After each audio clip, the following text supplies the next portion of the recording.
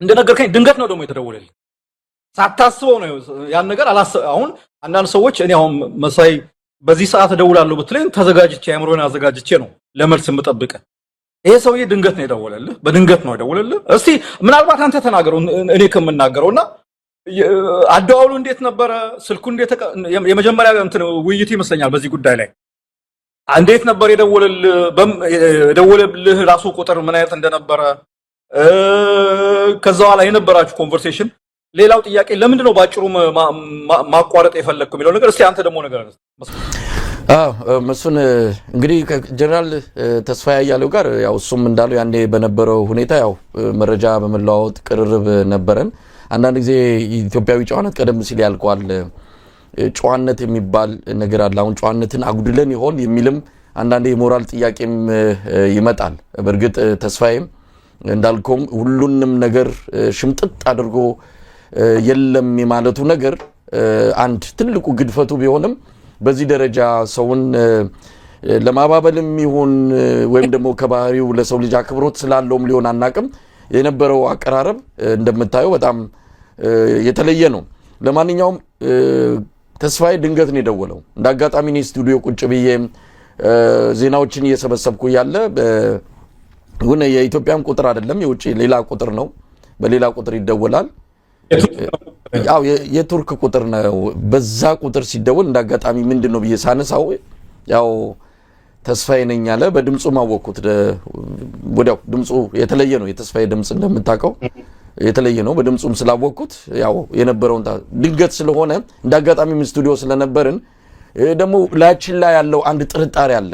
ሰሞኑ ዝም ብሎ ድምጽ እየወጣ እየተቀዳ አይተናል። የኛም ድምጽ ጭምር አንዳንድ ወገኖች እንደውል ተቀርቶ ይወጣበትን ማይተናልና ያ ነገር ስላለ ለምን እኛ ስለማንኛውም ለታሪክ እንያዘው ምንም ይሙምን ነገ ከነገ ወዲያ ቀርተውን ያልተገባ ነገር እንኳን ቢያወጡ እኛም ጋር ማስረጃ አለ ለማለት እንዲቻል በሚል እኔም መቅዳት ጀምሬያለሁ። እነሱ እንደሚቀጡ በእርግጠኝነት ገምቻለሁ። ምክንያቱም ያው ሰሞኑን የምናያቸው ብዙ ነገሮች ያልተገቡ ድምጾች የሚወጡት እነሱ ያው ቴክኖሎጂውም ስላለ መንግስትም ስለሆኑ በቴሌም አማካኝነት ስልኮችን እየጠለፉ ድምጾችን ያወጣሉና ከዛ አንፃር እኔም መቅዳት ጀምሬያለሁ። ስቀዳ ግን እንዳልኩ ለማውጣት ለማጋለጥ በሚል አይደለም፣ ለጥንቃቄ ነው። ነገ ከነገ ወዲያ የሆነ ነገር ቢፈጠር በሚል በኋላ ያው እንዳልኩ ድንገተኛ ስለሆነ አልተዘጋጀውም። ጥርጣሬ ነበረኝ። ጥርጣሬው ምንድነው? አንተ ቀደም ሲል የገለጽከው ነው። በጣም በትንንሽ ነገሮች የተለወጡ በምንድነው በዝውውር መስኮት ለሌላ እየፈረሙ ያሉ ጋዜጠኞች አክቲቪስቶች እንዳሉ ሰምተናል። በአንድ ጊዜ ተገልብጠው ከምንድነው ከህዝብ ጠበቃነት ወደ መንግስት አውዳሽነት የተቀየሩ በርካታ ሰዎችን ስላየን ምናልባት ከዛ እኔ ጋር ሊመጣ የሚችል ስልክ ይኖራል። ምክንያቱም በአንድም ይሁን በሌላ በውስጥ መስመርም የሚመጣ አይተናል። ስለዚህ በቀጥታ በፊት ለፊት ከዚህ አይነት ትልቅ ባለስልጣን የመከላከያ ባለስልጣን ይመጣል ብዬ በእርግጥ በተወሰነ ደረጃ ጠብቄ ነበረ። ምክንያቱም ከነበረን ቅርርብ አንፃር ያው የሆነ ሆናል። እንዳልኩ ምናልባት መመልሳቸው መልሶች ያው የህዝብ ሁሌ ለህዝብ ስትሰራ የህዝብ ቁስል ያመሃል። ስለዚህ ሁሉ ጊዜ አንደበትን ምናልባት ፈጣሪም ሊያግዝ ይችላል። አንደበትን የሚመራው ያለው ብሶት ያለው የህዝብ ጉስቁልና ነው፣ የራሴ አይደለም። እኛ የህዝብ ድምጽ ሆነን ያለነውና ወዲያውኑ የመጡልኝ እዛ በአማራ ክልል በኦሮሚያ ክልል በትግራይ ክልል በዚህ ስርዓት እየማቀቁ ያሉ ኢትዮጵያውያን ናቸው ፊቴ ላይ የተደቀኑትና በቃ በሚናገረው ነገር ላይ እየተመሰረትኩ ነው። አይተ እንደሆነ እሱ ነው የሚጠይቀው። እሱ ላይ ለመመለስ ሴር ነው ሌሎች ነገሮችን ማነሳው። በመጨረሻ ግን ወደ አንድ ያልተዘጋጀውበት ስለሆነ ወደ አንድ ነገር ውስጥ ሊከት እንደሆነ ገባኝ። በአንድ ሚውን በሌላ እኔ አይመለከተኝም አሉ ተዋጊዎች አሉ ሌሎች እዛ እኔ ፋኖ መሪ አይደለሁም። ስለዚህ እኔ ምንም ላረግ የምችለው አይደለም። እኔ አንድ ለህዝብ ድምጽ የቆምኩ አርበኛ ነኝ። እንደዛ አርበኛ ምንም ውክልና በሌለኝ አንድ ነገር ላይ እንድንስማማ እየገፋፋኝ እንደነበር አወኩኝ። ስለዚህ ምንድነው ለሌላ ጊዜ እንነጋገር ወደሚል ነው የሄድኩት። በነገራችን ላይ ለምንድነው እዛ እስር ቤት ያሉትን አውጥተው ማይነጋገሩት? እኛ ጋር ለምንድነው የሚደውሉት? እኔ ለጀነራል ተስፋዬ ምናልባት እንዲህ በቀንነት ተናግሯል እንበለው። ለምን እዛ እስር ቤት የሚማቅቁትን እነዛን ዮሐንስ ቦያ ያለውን እነ ክርስቲያን ታደለ ብዙ እኮ አሉ ከስር ፈተዋቸው ከነሱ ጋር መነጋገር። የመጀመሪያው እርምጃ በዛ ላይ እንደተጠቀስኩት የአማራ ህዝብ ላይ የኦሮሞ ህዝብ ላይ የሚተኩሱትን ጥይት ማቆም። ይሄኮ ምን ያህል ለሰላም ፍላጎት እንዳላቸው መጀመሪያ ከሚያሳዩአቸው ድርጊቶች አንዱ ጥይት እንዳይጮህ ማድረግ ነው። እሱም ባደረጉ ቁጥር ነው እንደ ቁም ነገር ልንወስዳቸው የምንችለው። ጥይት እየተኮሱ ድሮን እያዘነቡ በጎን ወደ ውጭ ሀገር እየደወሉ እንዲህ ማለት አንድም የተስፋዬ አያሌው እሱ በቅንነት መጣው ቢልም እሱ በመልካም ሐሳብ መጣው ቢልም ካክብሮት በመነጨ መጣው ቢልም ግን ማድረግ የነበረበት ምናልባት እንደ አንድ ዜጋም እንደ አንድ አመራርም ማድረግ የነበረበት እዛ የሚጮሆን ጥይት እዛ የሚዘንበውን ድሮን ማስቆም ነበረባቸው። ከዛ በመነሳት ያው መልሱንም ሰጥቻለሁ። በኋላ ላይ እንግዲህ እንዳልኩ አንድ ወር ነው አንተም ወዲያው የዕለት ሁለት ነው ያው ለተወሰኑ ሰዎች ድምጹንም ያጋራውት ሳላስፈቅደው ነው የቀዳውት። በዚህ ምናልባት ሊቀየም ይችላል አይችልም እንደ ፖለቲከኛ ወይም እንደ ሌላ ነገር እሱ ሌላ ጉዳይ ነው። እሱም በምንመዘንበት በምንለካበት እንለካለን። ግን ይሄ ድምጽ እንዲወጣ ሁላችንም አልፈለግንም፣ ይዘነዋል። እንግዲህ ከኛ አካባቢ ወጣ በኔ በኩል ሀክ ተደርጎ ይሁን አናቅም ይህን ድምጽ አውጥተው ለነሱ እንዲመች አድርገው የአንድ ደቂቃ ለቀቁ። ታገስ ምናልባት ይሄ ነገር እንደው በዛው በተወሰኑ ብቻ ታፍኖ እንዲቀር ነበር የፈለግነው፣ ግን አልሆነም። አንዳንዶችም አውጥተው እኛን የአማራ ህዝብ ጠላት አድርገው እምነት እንድናጣ በሚዲያም ደረጃ በግለሰብም ደረጃ ዘመቻ ከፈቱ። የዚህ ጊዜ ተነጋገርንና ግድ የለም እንደዛ ከሆነ የኢትዮጵያ ህዝብ እውነቱን ይወቀው በሚል ነው ያወጣነውና ምናልባት በሌላ መልኩም ከሞራል አንፃርም ጥያቄ ያነሱ ሰዎች ካሉ ሞራልም አጉድለን ከሆነ ጨዋነትም አጉድለን ከሆነ እንግዲህ ያቀረብነውን ህዝቡ አይቶ እየፈረደው ነው። ከአንድ ወር በፊት የተደረገ የስልክ ምልልስ ነበረ። ጉዳዩን እኛ መውጣት አለበት ብለን ወስነን አይደለም ያደረግነው። የተፈጠረውን ሁሉ ለተመልካች ገልጸናል። በአጋጣሚ ያ ድምጽ አሁንም እያጣራ ነው በምን ምክንያት ከኛ አርካይቭ ውስጥ ከኛ ስልክ ላይ እንደተወሰደ ያው የተወሰኑ ሰዎች እጅ እንደገባ እናውቃለን። ግን ጥንቃቄ ባለው መልኩ ነበረ። በኋላ ላይ ወደ እነሱ እጅ እንደገባና በእነሱ አማካይነት ተቆራርጦ እንደወጣ ነው እንደው መረጃው ያለን። ለማንኛውም ይሄንን አጣርተን ወደፊት የምንደርስበት ይሆናል። ከመነሻ ጀምሮ የስልክ ልውውጡን ቀድሞ ከሰሙ ሰዎች አንዱ ነህና እንደው ምንድነው ያልከው? በተወሰነ ደረጃ ወደ ኋላ ላይ አሉታዊ ጎን አለውም ብለው የገለጹ ሰዎችንም እናነሳለን። ግን ምልልሱን እንዴት አየኸው? አሁን አንተ ጋር ከመግባቴ በፊት የሆነ አንድ ፕሮግራም እያየው ነበርና አንድ ጥሩ አባባል ሰርቶበት ነበርና ምንድነው መሳይ ተፈተነ ፈተናውን አለፈ የሚል እንትን አለና ፈተና ነው ላንተ የነበረው ይመስለኛል። በጣም ከባድ ፈተና ነው በነገራችን ላይ። ፈተናው ምንድነው? አንድ በዚህ ደረጃ ያለ የኢትዮጵያ መከላከያ መስሪያ ቤት እንግዲህ የልዩ ዘመቻዎች ይሄ ስፔሻል ኦፕሬሽን ዳይሬክተር ዋና ኃላፊ ነው ተስፋዬ አያሌው ማለት በጣም ለጠቅላይ ሚኒስትር አብይ ምን ልበልህ እንግዲህ ካሉት ጄኔራሎች በጣም ይቀርበዋል የሚባለው እሱ ነው። ብርሃኑ ጁላ ማርሻል ይሁን እንጂ ተስፋዬ አያሌው በጣም ዘ ክሎዘስት ከሚባሉት የመከላከያ ጄኔራሎች ለአብይ አህመድ እሱ ነው። ያ ብቻም አይደለም፣ በጣም ብዙ ታሪክ አለው፣ ብዙ እንትን አለው። የዚህ የደራ አካባቢ ሰው ነው። ቤተሰቦቹ አንድ ሪፖርት አይቼ ነበር። የሱ አሁን ደራ አካባቢ ያለውን የፋኖ እንቅስቃሴ ለማፈን የሱ ወንድሞች ጭምር የሚሳተፉበት ዘመቻ እንዳለ እንቅስቃሴ እንዳለ እንትን ነው እና ወደ ጉዳዩ ስንመጣ መሳይ ኤግዛክትሊ ወር ይመስለኛል አይደል ደውለ አንተም ደንግጣ እኔም ደንግጬ ነው ያውም እንዲህ አይነት ነገር ተከስቷል አልከኝ። አብረን ሰማነው እና እኔ ማመን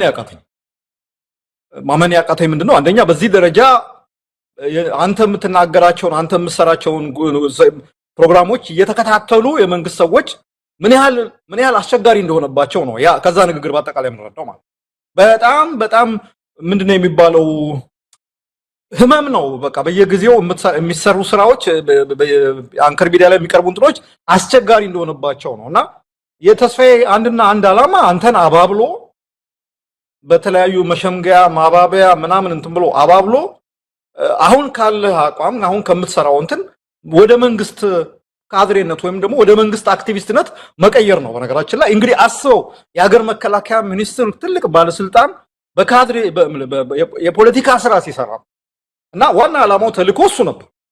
በእርግጠኝነት ደግሞ እኔ አንተም ታውቀዋለህ ተስፋዬ በጣም ለአብይ ቅርብ ነውና ራሱ የተስፋዬ አስቦ ያመጣው ነገር አይደለም። ተልእኮ የመጣበት ተልእኮ ተሰጥቶት የመጣበት ተልኮ ነው እና ዓላማው በቃ መሳይ አሁን ከሚሰራው ስራ እንደምንም አባብሎ ደግሞ እኮ አማራጭ ሰጥቷል እኮ የሆነ ሌላ ቦታ የምንገናኝ ብሎ ዋስትና ሰጥቶ መጀመሪያ አገሩን ናና ጎብኘው አለ። ተለውጧል እኮ ኮሪደር ልማቱ ምኑ ምናም ብሎ ሊያባብ እንትን ሊልም ወከለ። አንተም መልስ ሰጠው። ከዚያ በኋላ አይ በቃ ሌላ ቦታም እኮ መገናኘት እንችላለን እና በፈለከው ቦታ በዚህ ደረጃ ማለት በዚህ ደረጃ በፈለከው ቦታ መገናኘት እንችላለን። ዋናው ነገር አቁም ነው። ይሄንን በነገራችን ላይ አውድ ስንሰጠው በአውድ በኮንቴክስት ስናየው ሰሞኑንም እያየን ነው። ብዙ እንዳንተ ወይም እንዳንተ እንኳን ባይሆኑ በዚህ በተቃዋሚ አክቲቪስትነት በምንነት የምናውቃቸው ብዙ እየተንሸራተቱ እየተጠረጉ እየተወሰዱ ያለበት ሁኔታ ነው። የመንግስት ባለስልጣናት በዘመቻ እንደዚህ አይነት ሰዎችን አፕሮች እያደረጉ እንትን እያደረጉ እየቀረቡ እያባበሉ እያታለሉ በጥቅማ ጥቅም እየገዙ ይሄ ያው የመንግስት አክቲቪስት እንዲሆኑ ማለት ነው አሉ ጭልጥ ብለው። ግን አሁን ደግሞ እንትኑን አልቻሉትም። ባይዞ ብዙ ጊዜ ከሰማ በሚዲያ ተሸንፈናል የሚል ግምገማ ነው ያላቸው። አልቻሉትም። ይሄን ሁላ በነገራችን ላይ የመንግስት ሚዲያን ጨምሮ የተገዙ አክቲቪስቶችን ጨምሮ ይሄን ሁላ ውሸት ፕሮፓጋንዳም እያሰራጩ የሚዲያ ብልጫ ተወስዶብናል የሚል ግምገማ ነው ያላቸው። ምክንያቱ አንድና አንድ ነው። እውነት ከነሱ ጋር የለችም። ኢትስ ኖት እንትን አባውት የአክቲቪስት መብዛት ወይም ደግሞ የቴሌቪዥን ጣቢያ ትልቅ ተቋማት መኖር ምናምን አይደለም። እውነት አንተ ጋር ከሌለች ምን ውሸት የፈለገ ውሸት ቢሰራጭ ያንን እውነት ሊያኮስስ ወይም ደግሞ ሊያጠፋ እንደማይችል ምናምን እና የተስፋዬ እንትን እኔ በጣም ነው ማለት የሚገርም ነገር ነው። ትልቅ ፈተና ነው ለአንተ ፐርሰናሊ። እኔም ራሴ ሳዳምጠው ይሄ ነገር ምንድን ነው የሚባለው በዚህ ደረጃ ምንድን ነው የሚባለው የሚል እንደውም ተከራክረናል አይደል? ይሄ ነገር እንዴት አድርገን ሃንድል እናርገው ተብሎ ማለት በጣም ከባድ ነው ለሰው ልጅ። በጣም ፈተናው በጣም እንትን ነው።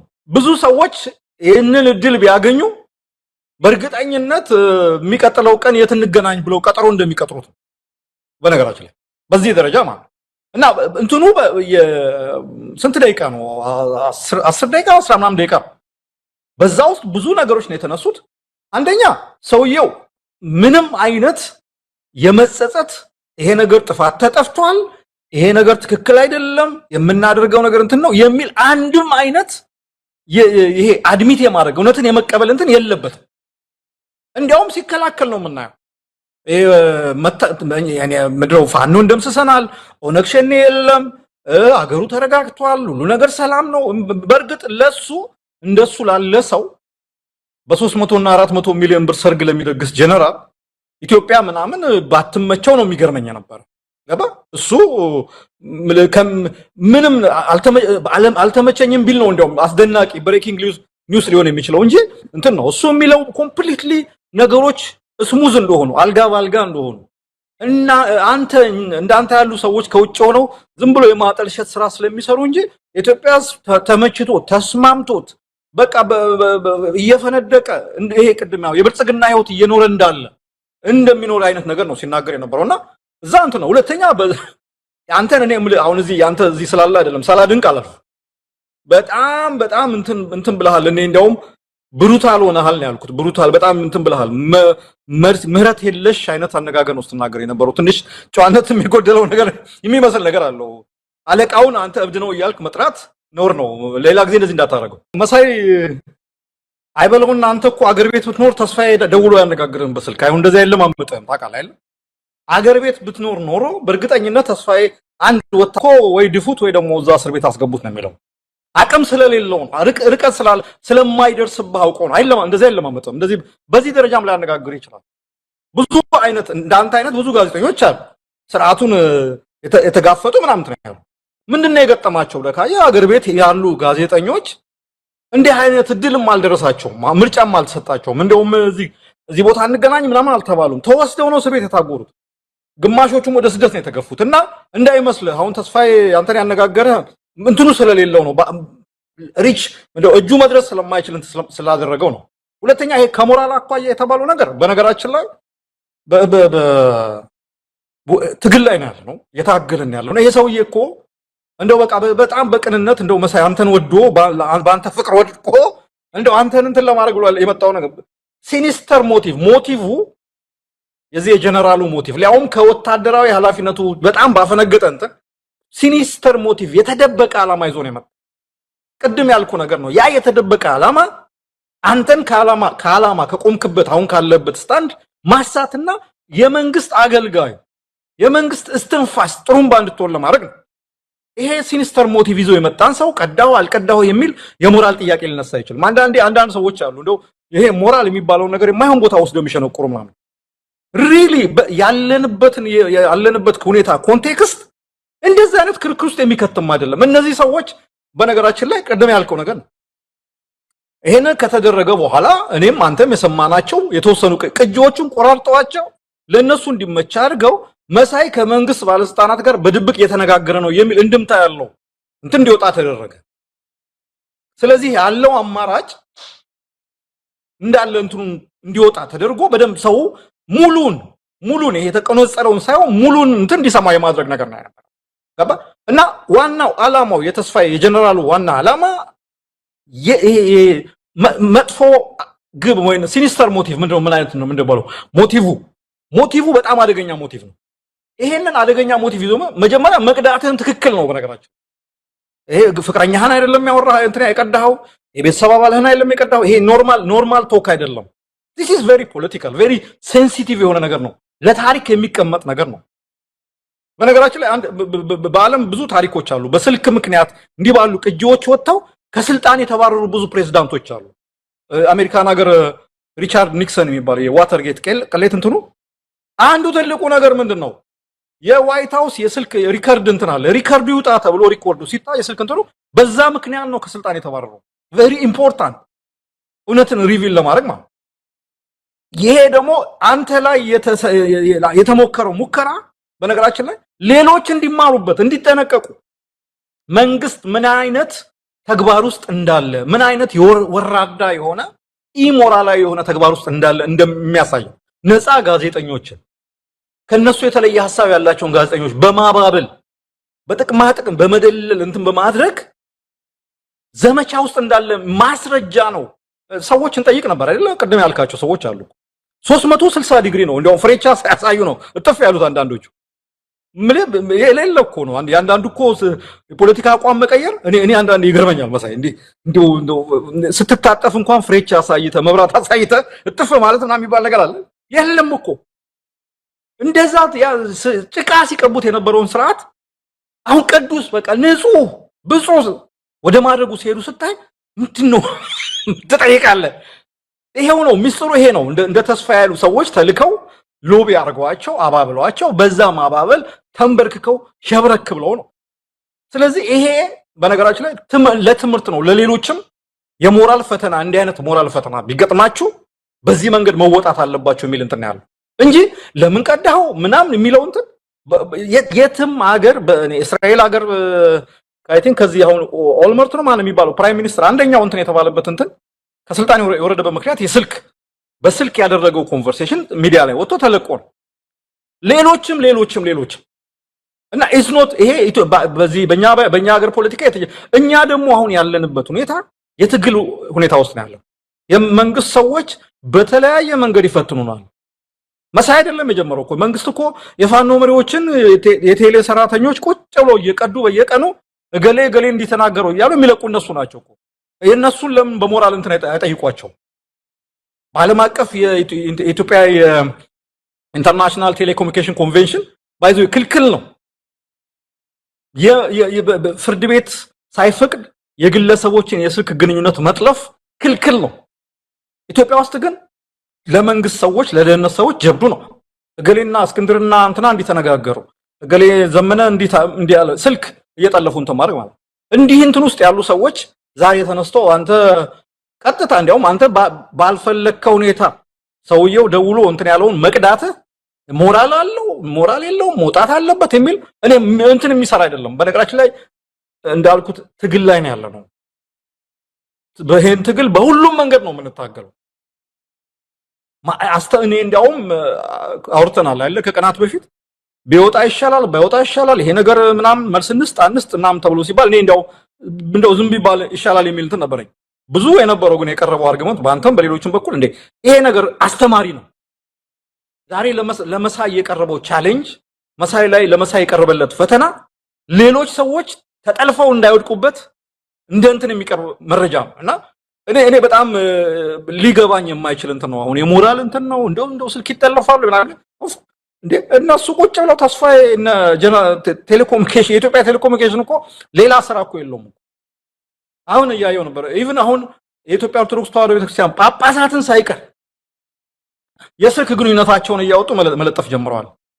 እነሱን ለምን እንትን አይሉም? እና ይሄ ምንም ይሄ ደብል ስታንዳርድ የሆነ ምንም እንትን አንደኛ አብይ አህመድ በዚህ የተካነ ነው። በነገራችን ላይ አብይ አህመድ ወደ ስልጣኑም ሳይመጣ በፊት በኢህአዴግ ጊዜ ኢንሳ ያለ ዋና የዚህ ስልክ ጠላፊ የተለያዩ ነገሮችን ሲያደርግ የነበረ ይሄ ቫይረስ በኮምፒውተር እንዲላክ ተደርጎ እኛ አንዱ ሰለባ ነን። ኢሳት በነበረን ጊዜ በዋሽንግተን ፖስት ላይ የወጣ አንድ ትልቅ ስቶሪ አለ። የፊት ገጽ ላይ ነው የወጣ ነው። አብይ አህመድ ነው ያደረገው። በወቅቱ አብይ አህመድ ነው የዛ ቡድን ቲም መሪ። እንደዚህ የሚያደርግ ነው። በዚህ የተካነ ነው። አሁንም ድረስ የአብይ አህመድ መንግስት የጸናው በዛ በመዋቅር ውስጥ የጸናው በሌላ አይደለም። አብይ አህመድ እያንዳንዱ ባለስልጣን ሽንት ቤት ውስጥ ሳይቀር መኝታ ቤቱ ሳይቀር መኪና ውስጥ ሳይቀር እንደዚህ አይነት ቴክኖሎጂ በጣም ጥቃቅን የሆኑ መቅረጫ ድምጽና ምስል መቅረጫዎችን በማስቀመጥ ነው ራሱን እንዲጠራጠር እያንዳንዱ ባለስልጣን በስልጣን የቆየው በዛ ምክንያት ነው። መተማመን እንዳይኖር አድርጎ ነው ያለው። እንዲህ አይነት ሰው እያንዳንዱን ነገር የሚቀዳ ሰው ድንገቴ አሁን ምንም ሌላኛ ቴክኖሎጂ አልተጠቀምንም ደወለ። ስለዚህ ለጥንቃቄ በሚል ቀዳ ነው። በነገራችን ላይ እየተቀዳ መሆኑንም የሚያሳውቁ ነገሮች አሉ። የድምጽ ቴክኖሎጂ ወይም ከዚህ ጋር ከሙያው ጋር ግንኙነት ያላቸው ሰዎች በደንብ ይረዱታል። እየተቀዳ ነው ያለው የኛም ድምጽ ምናልባት ነጥብ ስላልጣልን በአንድም ይሁን በሌላ እነሱ የሚፈልጉትን ነገር ስላልተናገርን አስቀድመው ወዲያውኑ ማውጣት አልቻሉም እንጂ የሆነ ነገር ብንናገር ኖሮ እኔ ቀድሞ ወጥቶ ብዙ ነገር ያደርጉት ነበር። ለማንኛውም ወደ ኮንተንት ወደ ይዘቱን እንምጣ። አንደኛ ጀነራል ተስፋዬ ብዙን ነገር እንዳልሆነ አድርጎ ነው የተናገረው። ለምሳሌ ስለ ሰላም ሀገሪቱ ሰላም ናት አለ። ስለ ድንበር ጥበቃ አራቱም ድንበር እኔ እንደውም አሁን ድንበር ላይ ነኝ ያለሁት ይላል። ዛሬ የሰማነው የሙርሌ ታጣቂዎች ገብተው 12 ሰው ነው የገደሉብን በደቡብ ሱዳን በኩል። ድንበር እየተጠበቀ አይደለም ነው። አንዳንዶቹን መረጃዎች እንደው ትንሽ መቀበል ቢችል የተወሰኑትን ማመን ቢቻል ለመነጋገርም እኮ ጥሩ ነበር። ግን ሁሉን ነገር ምንም እንዳልተፈጸመ ሀገሪቱ ገነት እንደሆነች አድርጎ ነው የሚነግረን። ሌላው ይቅርና የኦሮሞ ነጻነት ሰራዊትን በተመለከተ በኃይለማርያም ጊዜ የነበረ ቪዲዮ ነው አለ። ይሄ አሁን እንዴት ነው ኃይለማርያም ጊዜ የኦሮሞ ነጻነት ኦነግ መቼ ከኤርትራ ወጣ? እንደው አንድ ቀበሌስ በቁጥጥሩ ስራ አድርጎ ያውቃል ወይ? ይሄ ሁሉ የምናየው ነገር የመጣው አብይ አህመድ ስልጣን ከያዘ በኋላ አይደለም ወይ? እንዲህ አይነት ውሸት በተለይ ደግሞ መረጃውን በቅርበት ለምንከታተል ለኛ ተገቢ አልነበረም። አንዳንዱ ነገር ማመንና መቀበል ከዛ ወደ መፍትሄው መምጣት እንጂ ምንም እንዳልተፈጸመ። ለምሳሌ ፋኖን በተመለከተ ምንም ቦታ ያዙት የለም። እንግዲህ እንደምንሰማው ነው ትምህርት ራሱ ከ60% በላይ ትምህርት ቤቶች ዝግ የሆኑበት እነሱ በሚቆጣጠሩባቸው አካባቢዎች አይደለም። እንዲህ አይነቱን ነገር መቀበልና ማመን ወደ መፍትሄ መምጣት አለ እኮ አይደለም መሳይ። የቋሪቱን ግን እንትን አለ እኮ ቋሪት ስትለው አይ እነሱም የሉም እኛም የለንም አለ እኮ መሰለው ነበር። እሱ ላይ በጣም ነው የሳኩስ ሰማውና ቋሪት ስትለው አይ እነሱም የሉም እኛም የለንም ነገር አለ እና አው ብዙ ነገሮችን ነው በዛ መጠን ማመን ቢቻልና ወደ መፍትሄ መምጣት ቢቻል። አንዳንድ ሰዎች ቅንነቱን አድንቀዋል። እኔ ተስፋዬን እንዳልኩ ብዙ ትውውቅ የለንም። በነበረን ግንኙነት መረጃ ስንለዋወጥ በነበረ ሁኔታ ያው ለአንድ መንግስት ሁለታችንም እሱ በውትድርና እኛ በሙያችን በወቅቱ የነበረውን መንግስት እንደግፍ ነበረ። በዛን ጊዜ አንድ ፔጅ ላይ ወይም አንድ ገጽ ላይ ነበርን። አሁን ግን መንገዳችን ተለያይቷል። ነግሬዋለሁ። በፍጹም የሚያስታርቅ ነገር የለም።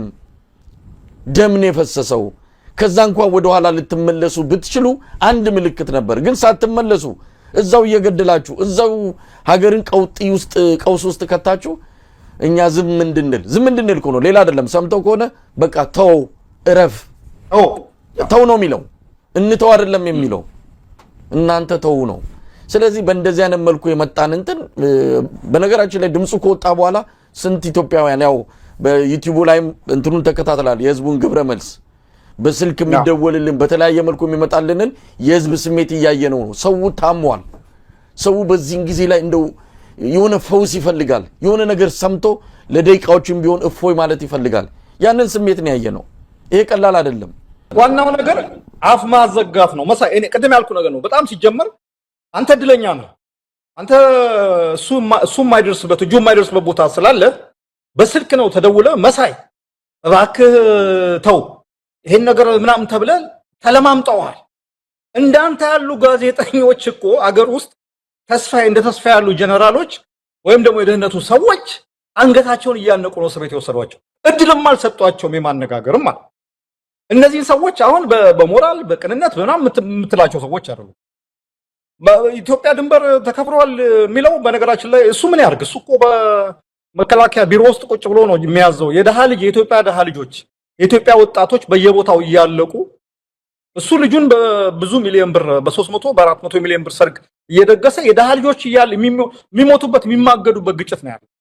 ለሱ ሰላም ነው ለሱ ምንም እንትና የኢትዮጵያ ሰላም ምንም እንትና አይታየውም ገባ እና ምንም የሚገርም ነገር አለ ግን ዋናው ነገር ምንድነው ዘፈተና በነገራችን ላይ እኔ አሁን ሳይወሱ ነው ለመሳይ ለሌሎችም ጋዜጠኞች ማለት ነው ኢዝ አ ቻሌንጅ የመንግስት ሰዎች በተለይ ደግሞ እንግዲህ የማይመለከታቸው የመከላከያ ጀነራሎች እንትና ተስፋ ያያለው የልዩ ዘመቻዎች መምሪያ ኃላፊ ነው እንግዲህ ስፔሻል ኦፕሬሽን ሲባል መደበኛ ከሚባሉ ዘመቻዎች በተለየ ሁኔታ ያሉ ዘመቻዎች ናቸው ላይክ በጣም ይሄ ክላንደስታይን ኦፕሬሽንስ ምናምን ማለት ነውና እኔ እንዲያውም ሰሞኑን ሳስብ ነበር ምናልባት ተስፋ ያያለው የመከላከያው ስፔሻል ኦፕሬሽን መሳይን ወደ ብልጽግና የማስገባት ስፔሻል ኦፕሬሽን ሚሽን ዘመቻ ይኖራል ወይ ምናምን የሚል እንትን ነው እንትን ያለ ግን ዞሮ አላማው ሞቲቭ ሲኒስተር ነው በጣም እርኩስ ምን ይባለው መጥፎ ሞቲቭ ነው ይዞ የመጣው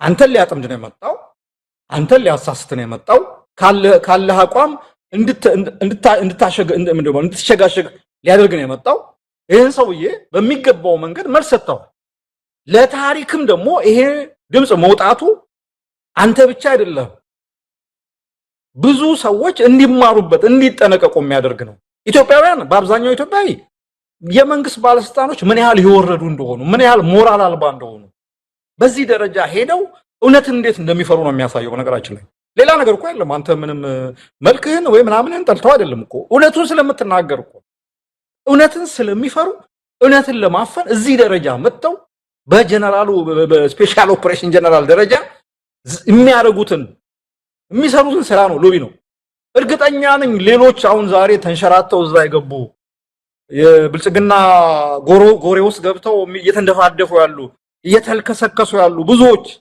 አክቲቪስት በለው ጋዜጠኛ በለው ምናምን ሰሞኑን አሉ በጣም በብዛት አሉ ሰሞኑን አሉ እኮ እዚህ ስማቸው ብዙም አንጠቅሳቸው አንደዚህም ይሳደባሉ ደግሞ በነገራችን ላይ ነው አሁን ስድብ ኃጢአት ነው ስለተባለ አንሳደብም እንጂ በጣም እነሱም እንሳደብንል ቀና ብለው መሄድ አይችሉም ግን ትተነዋል ግን ኤኒዌይስ እንደዛ አይነት ሰዎች አሉ እያየን ነው ተገዝተው ማለት ነው ተገዝተው መንግስትን እንደዛ መንግስትን አብይ አህመድን ባራከሱበት አንደበታቸው አብይ አህመድን ቅዱስ ለማድረግ ሲጋጋጡ እያየን ነው እነዚህ ሰዎች ዝም ብሎ ምክንያት አለ ልክ አሁን እንዳንተ ወይ ተስፋዬ ሊሆን ይችላል ወይ ሌላ ሰው ሊሆን ይችላል አፕሮች አድርጓቸው እንዲሰጣቸዋል እንዲተለብሳላችሁ እንዲደረግላችኋል ተብለው የገቡ ሰዎች ናቸውና በጣም አስተማሪነት ነው እኔ ሊጋል ሞራል ትክክለኛ አንተ ነው በእውነት ነው ማለት ይሄ ነገር እንዲህ አይነት መረጃ መውጣቱ አስተማሪ ነው በተለይ በአላማ ጽናት በኩል በአላማ ጽናት ለሙያ ለእውነት ታማኝነትን እንትን የሚያሳይ እንትን ነው ገባ ይሄ ጀነራል ነው ደውሎ እንዲያርግናም ሲል ሌላ ሰው ቢሆን ጀነራል አንተ እኮ ትንሽ እኮ በጣም እኮ አላስተረፍኩም ሰውየው ምናልባት ከመስመር ወተን ከጨዋነት ወተን ያደረግነው ካለም ያው ኢትዮጵያዊ ጨዋነት ከባድ ነው ብዙ አንዳንዶች እንዳልኩ የሞራል ጥያቄ ብቻም አይደለም ፖለቲካ በነገራችን ላይ ጥሎ ማለፍም ነው በተለይ እንደ ኢትዮጵያ ያለ በጣም ጭካኔ ተሞላበት ትዕይንት የሚታይበት የፖለቲካ መድረክ ላይ ጨዋነት ምንድነው እውነትን መደበቅ ምንድነው የሚለው ነገር ጥሎ ማለፍ ነው ቀደም ሲል እንዳልከው ነው እዚህ አሜሪካም ጭምር ስልክ እየጠለፉ አንዱ ነጥብ ማስጣል ነው ፖለቲካ ሌላ ምንም አይደለም ተቀናቃኝ ስትሆን እንኳን አይደለም በእንደዚህ ደም በሚፈስበት የኢትዮጵያ ፖለቲካ አውድ ይቅርና ስለዚህ ሰላማዊ በሆነ በንግግር በሚደረግ እንደዚህ አይነት መድረክ ላይ እንኳን ነጥብ ማስጣል አንዱን ያንዱን ቆሻሻ እየፈለጉ ማጋለጥ ይሄ የፖለቲካው አንድ አካል ነው። ልክ ኃጢአት እንደተሰራ እርኩስ ነገር እንደተደረገ አድርገው ራሳቸውን ቅዱስ አስመስለው የሚቀርቡ ሰዎችንም ታዝበናል። ፖለቲካ ነው። ፖለቲካ ሲባል እንተራረድ ብቻ አይደለም። እንዲያነቱን እየፈለጉ የአንዱን ደካማ ጎን ስስ ብልት እየፈለጉ ነጥብ ማስጣልም አንዱ የፖለቲካ ታክቲክ ነው። ምን አልተደወለንም ቢሆን ብለው ምናልባት አኩርፈው ሊሆን ይችላል። አንዳንዶቹ አሁን እንደዚህ እንትን የሚሉ ዛሬ ስለ ሞራል የሚያወሩት እኔ ጋም ለምን እንደዚህም እኮ አለ። በነገራችን ላይ እኔ አንድ ጊዜ 97 ላይ አንድ የሆነ ቦታ ላይ ክስ መንግስት ከሰሰን የቅንጅት አመራሮች የነበር ነው ማለት ነውና አንድ ቦታ ነበርኩኝና አጠገብ የሆነ ሰውዬ ነበር። ያው ቅንጅት አባል ነው ግን እንትን ውስጥ አልነበረምና ስሜ እንዴት እዚህ ውስጥ እንዴት አልገባም ብሎ ይናደዳል። ምን ነው ምን ችግር አለው ባይገባ ተገላገልክ እኮ አታም እኛ እኔ አሁን እዛ ውስጥ ነበርኩና እኛ እኮ በሰቀቀን ነው የምኖረው። ይሄ እኮ ሹመት አይደለም እና ወይ እንተራልና አንዳንዶቹ ደግሞ ለምን አልተደወለልም ብለው ጀለሲ ምናምንም ይኖራል። እና አሁን እቺ የሞራል ምናምን የሚሉት ከቨሩ ሽፋኑ ለምን እኔም ትኩረት አላገኘውም ለምን እኔ መንግስት ባለስልጣናት እኔም አልቀረቡኝም ነገር ነው። ምናልባት ዝቅ ባለ በበታች ባለስልጣን ሊቀርቡ ይችላሉ ወደፊት ጠብቁ ምናምን ብለናቸው እናልፍ ይሻላል መሰለኝ። እሺ መስፍን እንግዲህ በዚህ ጉዳይ ላይ በተለያየ መልኩ አስተያየት ለሰጣችሁን በተለይ በአብዛኛው በፐርሰንት ማስቀመጥን ባንችል በአብዛኛው ህዝብ ዘንድ ግን ትልቅ አዎንታዊ አስተያየት ነው የተሰጠው። እናመሰግናለን። ያው አደራ ነው። አደራው ወደፊት ብዙ ነገር እንድንሰራ የበለጠ ለህዝብ እንድትቆም የሚያደርግ በመሆኑ በዛው አቋማችን በዛው ቁመናችን እንቀጥላለን ማለት ነው።